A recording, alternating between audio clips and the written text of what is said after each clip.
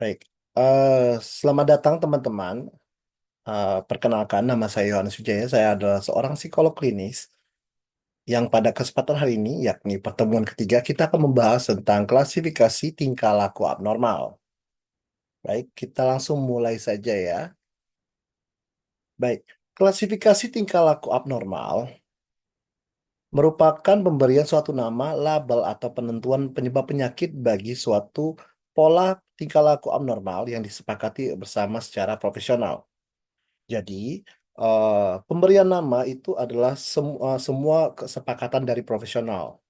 Bahkan ini sama halnya seperti simbol, angka, dan semuanya itu atas kesepakatan. Jadi, dari mana hal tersebut bisa terjadi ya dari penelitian, dari eh, eh, pengetahuan, informasi, dari semuanya tuh dari diskusi, semua dari profesional semua. Karena profesional ini tuh karena dia yang paling tahu karena dia sering melakukan penelitian dari hal tersebut. Misalnya dia sering melakukan hal penelitian tentang psikologi, maka dia mencoba untuk membuat klasifikasi secara psikologis. Tapi perlu diskusi dengan teman-teman yang lain agar hasilnya itu tidak subjektif. Jadi lebih objektif gitu ya. Jadi contohnya ya, hmm, anggap saja autism, nah, gejala autism.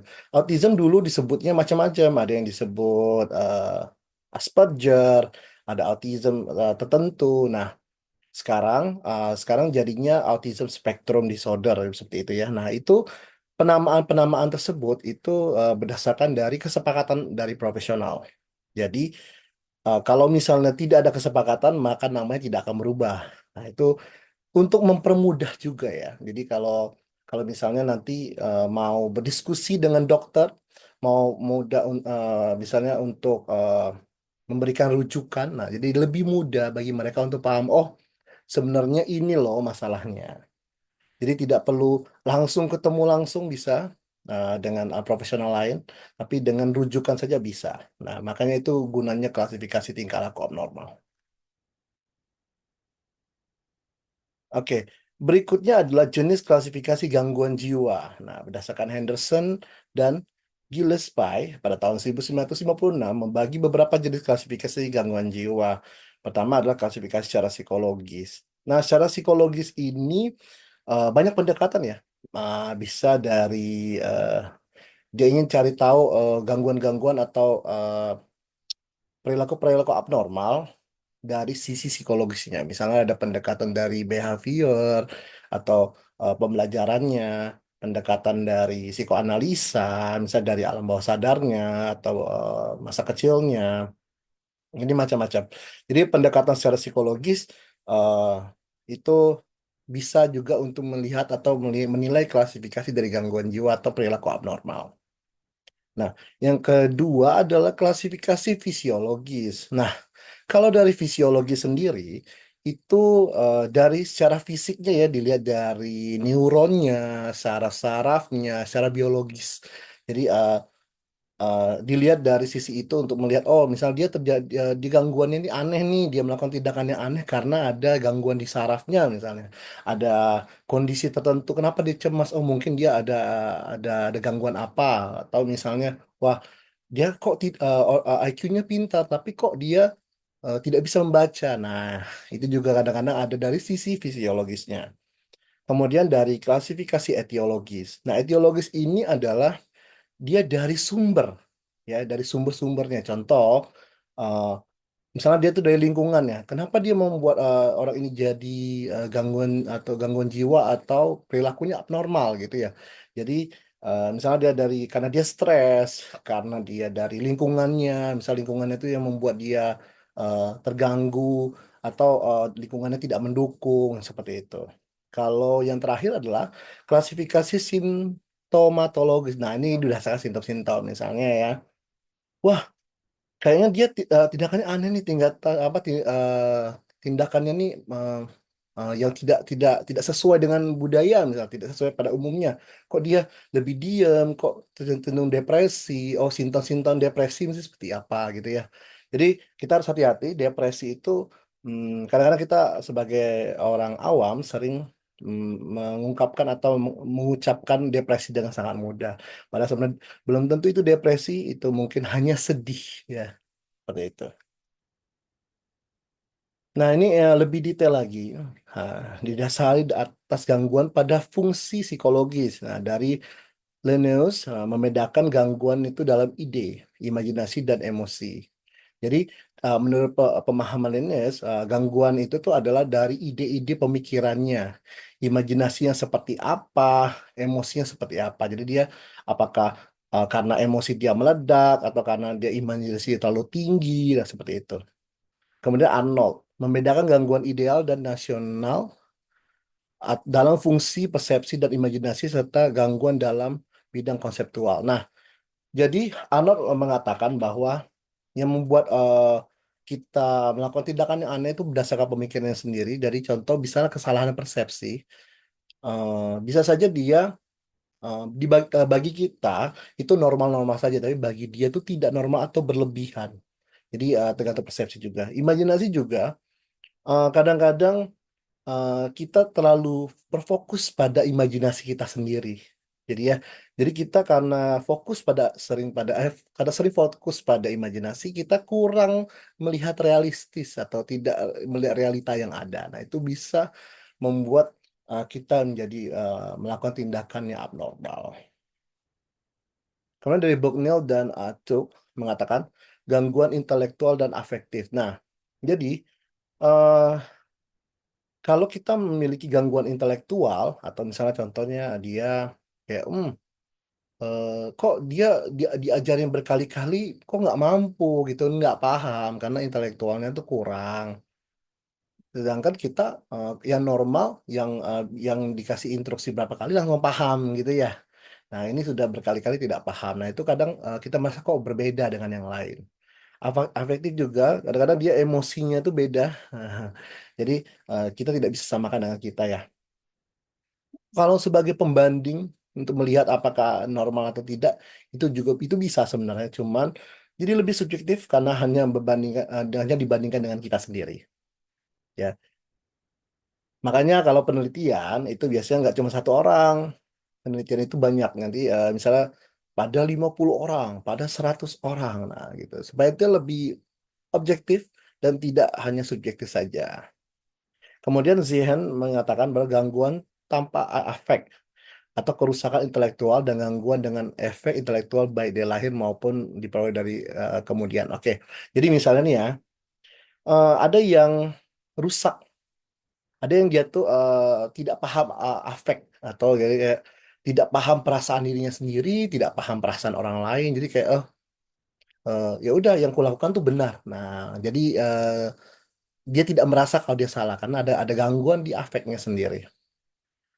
Terutama intelektual. Kalau intelektual bisa saja dari contoh kecelakaan itu bisa gegar otak dan sebagainya itu bisa mengurangi intelektual atau merusak.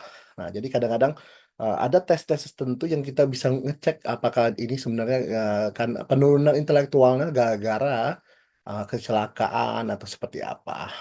Baik, lanjut. Oke, asumsi dasarnya yakni proses mental memiliki dasar faal atau fisiologis. Kelemahannya belum jelas fungsi fisiologis proses mental normal. Nah, jadi memang mental itu semua dari fisik, dari faal, misalnya dari sistem saraf, dari sistem otak, neuron, dan sebagainya. Nah, itu semuanya tuh asumsi dasarnya karena kita manusia ya terdiri dari banyak sekali neuron, banyak sekali jadi bahkan otak kita tuh bisa menggerakkan semua tubuh kita. Nah, jadi asumsi dasarnya itu dari fisiologis itu seperti itu. Kemudian untuk mengatakan gangguan fungsi sensorik atau halusinasi, motorik, kelumpuhan pasif dan ide atau demensia. Nah, gini. Jadi kayak seperti contohnya demensia ya. Demensia itu kan dilihat biasanya tuh jarang langsung dari fisiologisnya saja, tapi dari fisiologis. Maksud saya bukan dari psikologisnya aja, tapi dari fisiologis. Contohnya dia lihat, oh dari ini sarafnya, ini kenapa dia lupa karena ini ada penurunan apa. Nah, seperti itu ya. Itu semua dari sisi biologis biasanya atau fisiologis. Eh, Halusinasi juga, misalnya ada di bagian saraf tertentu yang dia jadinya dia memandang sesuatu yang ada jadi tidak ada gitu, atau yang ada jadi yang tidak ada jadi ada. Nah, seperti itu. Yang motorik juga sama. Kalau misalnya dari eh, ada neuron-neuron tertentu atau membuat kita seperti sulit menggenggam. Nah, itu juga biasanya tuh dari saraf juga karena tubuh kita rata-rata banyak dari saraf semuanya ya. Oke, dari Maynard sendiri mengatakan bahwa perubahan anatomis, gangguan gizi, dan intoksikasi keracunan. Nah, ini pasti. Dari sisi fisiologis, itu sebenarnya gangguan-gangguan itu tuh bisa terjadi dari eh, anatomisnya, gizinya kurang. Jadi, makanya ada yang ngomong seperti ini. Anak itu intelektualnya atau dia nggak terlalu pintar karena dari awal gizinya kurang. Nah, itu memang itu ada uh, apa namanya faktornya juga, faktor penyebabnya juga. Ya. Nah, bahkan ada beberapa hal, ada beberapa gangguan atau abnormal, perilaku abnormal yang dikaitkan dengan gangguan gizi. Nah, contohnya mania ya, atau delusi atau halusinasi. Nah, itu bisa dilihat dari sisi fisiologisnya. Nah, kalau dari Wernicke masalah di syaraf ya, karena ya seperti saya sebutkan tadi, seluruh tubuh kita dipenuhi dengan syaraf dan sangat banyak neuron. Jadi uh, bisa jadi itu salah satunya itu dari masalah syaraf. Oke, etiologisnya adalah klasifikasi ini berdasarkan dari penyebab yang memunculkan sebuah gangguan. Ada pendapat yang menjelaskan bahwa penyakit fisik bisa mempengaruhi terhadap kondisi psikis sampai bisa menyebabkan gangguan jiwa. Benar. Jadi, eh, istilahnya, kalau misalnya kita sakit fisik, mental kita juga bisa sakit. Contoh, kita anggap saja kemarin, ini aja nih, COVID. Nah, COVID-19, kita kan fisik kita jadi lemah ya, gerak aja susah. Nah, jadinya muncul semua tuh, cemas juga muncul karena takut, eh, jadi depresi juga bisa, atau sedih yang berpanjangan takutnya nanti takut akan kematian dan sebagainya dulu ya. Nah, itu bisa mempengaruhi. Contohnya juga, contoh lainnya, wanita saat menstruasi bisa mengalami perubahan mood. Oh iya, jadi ini hampir semua ya, hampir semua perempuan itu dia ada perubahan mood karena ya karena ada perubahan ya, ada perubahan hormon di bagian tubuhnya gitu ya. Jadi eh, itu bisa mempengaruhi. Kemudian simptomatologis ya didasarkan ada gejala-gejala yang muncul, mencari gejala yang dan menyimpulkan jenis gangguan berdasarkan gejala tertentu. Nah, ini biasanya yang dilakukan oleh psikolog-psikolog atau profesional. Ya, jadi kalau misalnya kenapa lebih bagus profesional yang ngerjainnya karena dia yang banyak pengalaman dan dia sudah belajar dari apa namanya untuk melakukan hal tersebut. Jadi kalau awam jadinya itu kurang etis dan takutnya salah karena kalau kesalahan diagnosis itu dampaknya sangat besar.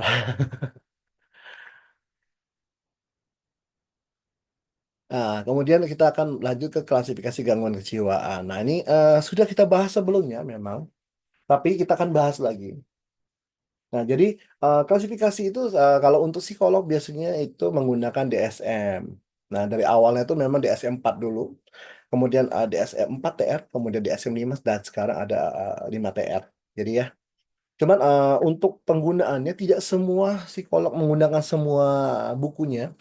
Ada yang masih tetap teguh di beberapa eh, buku, beberapa DSM tertentu, pada edisi tertentu karena ada yang kondisi-kondisi yang tidak ada di DSM selanjutnya, malah ada yang di DSM sebelumnya. Jadi kita harus serba bisa. Oke, internasional klasifikasi diagnostik ya ini ya ini biasanya pakai dokter ya. Nah, ini ICD-10 juga kita bisa melakukan, kita bisa menggunakan ICD-10 sebagai acuan juga. Nah, kalau ICD-10, DSM itu biasa dari luar negeri ya. Nah, kalau Indonesia ada sendiri, namanya PPDGJ yang ketiga. Nah, ini dulu ada PPDGJ apa namanya keberapa gitu sekarang yang dipakai itu yang ketiga ya, masih masih bisa digunakan untuk psikologi atau psikiatri. Ya.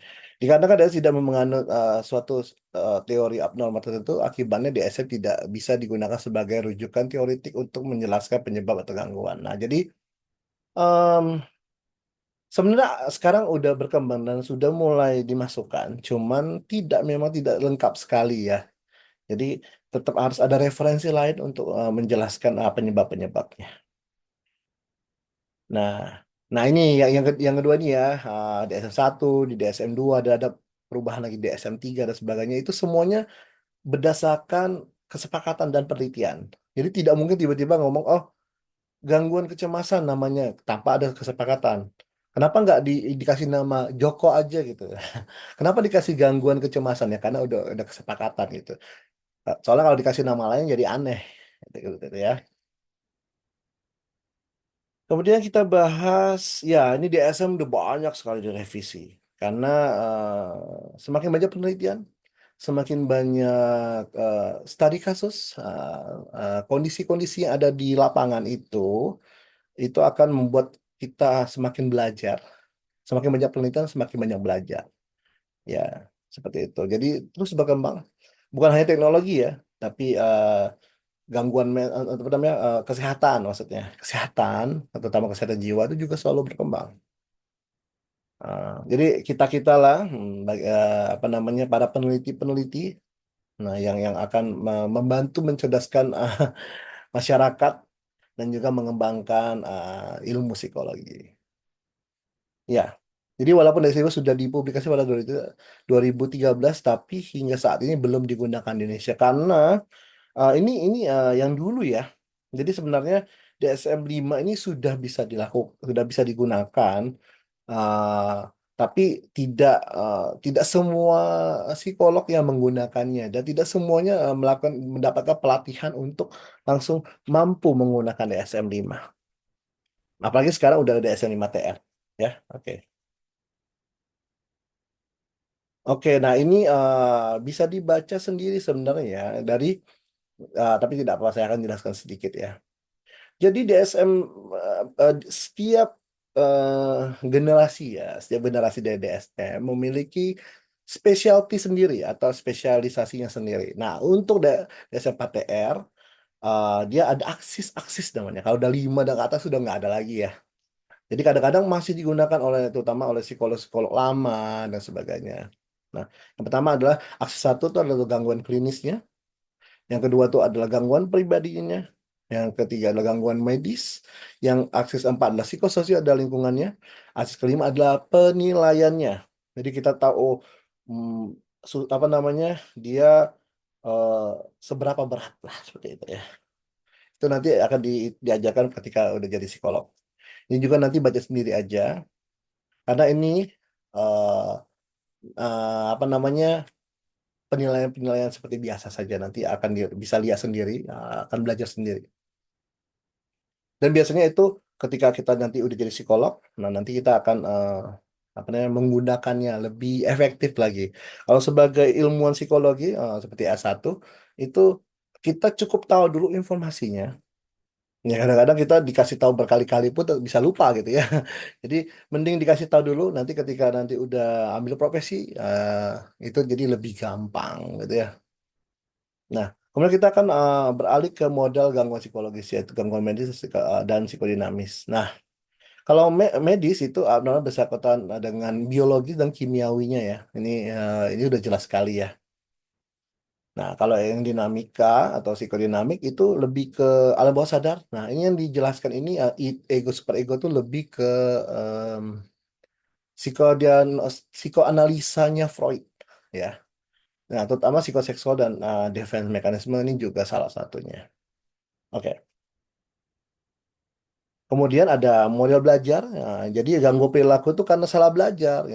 Yang sebelumnya saya pernah jelaskan juga kalau misalnya kita toilet training gagal itu ya, itu bisa mempengaruhi masa depannya, mempengaruhi perilaku apa yang akan muncul. Bisa jadi dia terobsesi kepada kotoran atau bisa saja dia malah eh, maaf ya, buang air kecil sembarangan dan sebagainya. Hmm. Dan akan mempengaruhi psikisnya. Kalau model sistem ini adalah gabungan dari semuanya, terutama dalam interaksi sosial. Ya, jadi ini akan sangat mempengaruhi. Oke, demikianlah uh, pemaparan saya pada kesempatan ini. Selamat belajar.